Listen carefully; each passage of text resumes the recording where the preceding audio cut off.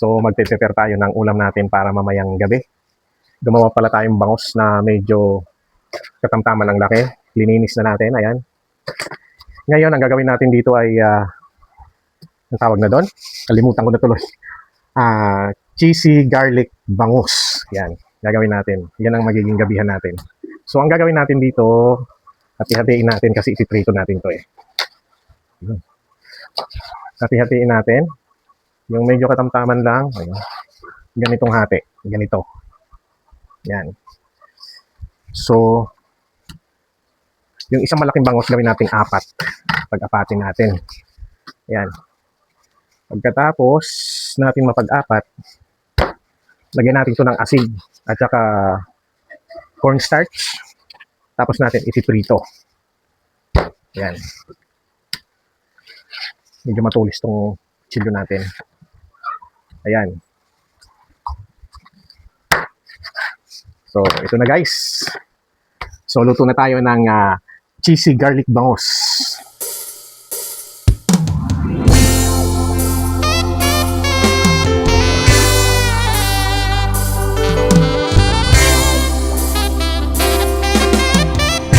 Kamusta ka, aking mahal?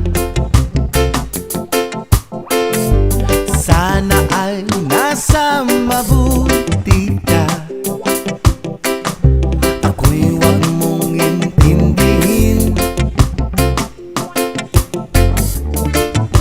Makakaraos din. Nakalimutan ko bumili ng ito pakisa natin. Mga gabi mapanglahat. Dinadaan sa awitin. Nalulungkot kong damdamin.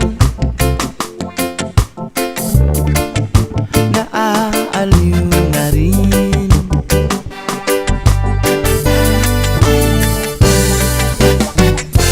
Panaginip ko'y laging ikaw, sinta. Kahit na dilat yaring mata,